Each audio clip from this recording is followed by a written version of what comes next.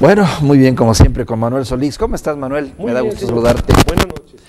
Hoy sí, qué buena observación haces y tienes mucha razón y coincido contigo. Es imperdonable olvidar también esta fecha, 6 de septiembre de 1860.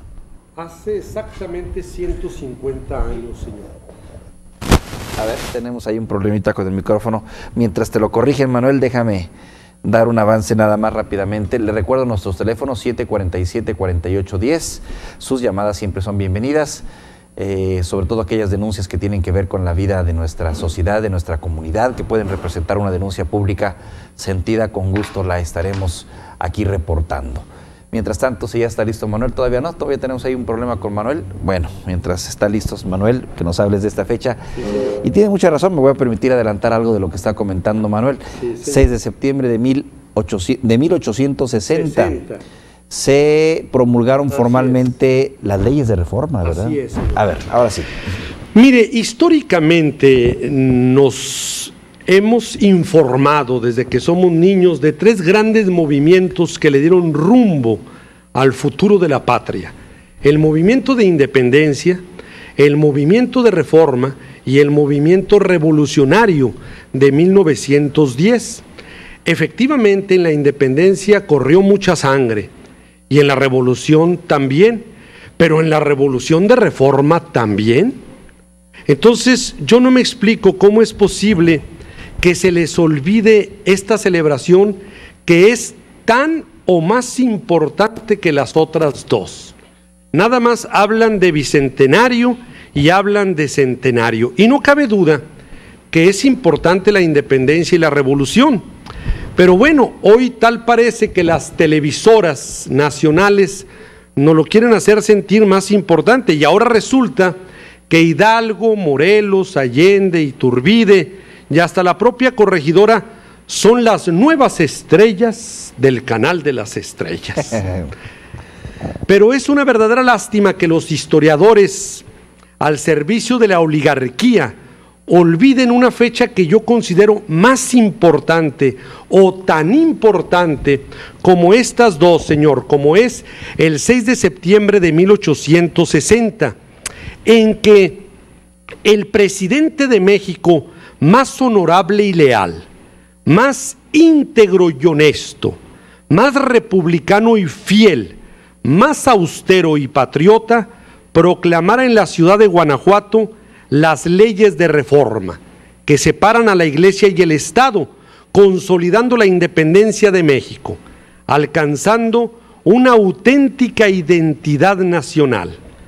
La reforma, señor, fue muy importante porque marca lo que es el laicismo del Estado mexicano, pero además establece un nuevo régimen democrático, representativo y popular que hoy tanto nos llena de orgullo. Solo para puntualizar, laicismo vendría a ser la diferenciación entre hacer a un lado la Iglesia de las funciones de Estado, ¿verdad? Así es. El Estado es el Estado, la Iglesia, lo que es de Dios para la Iglesia, lo que es de los hombres para el Estado. Así es, señor. ¿Verdad? Debemos, para entenderlo... Hay que ver que muchos conflictos en otros países se han dado por esa mezcla de Iglesia y Estado.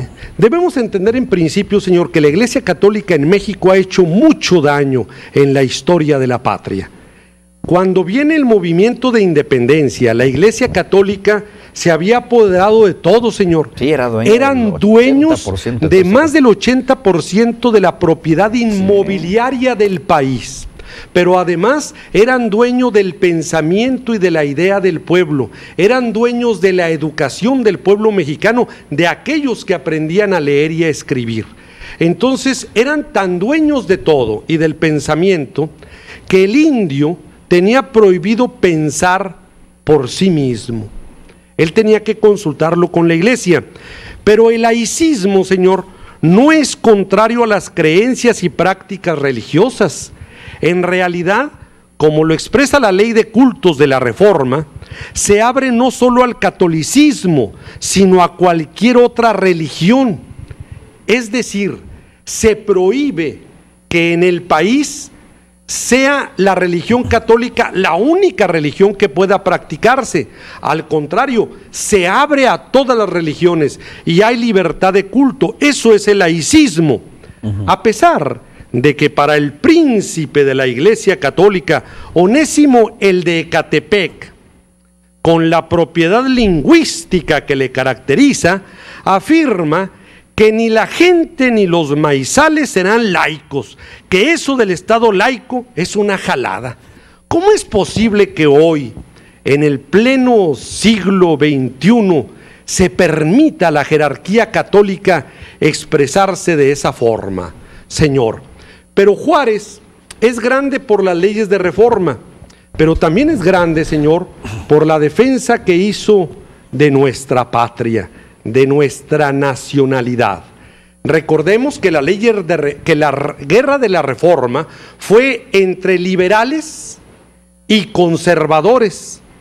Los liberales tenían un presidente que era Benito Juárez y los conservadores tenían a otro presidente que era, en este caso, Miguel Miramón.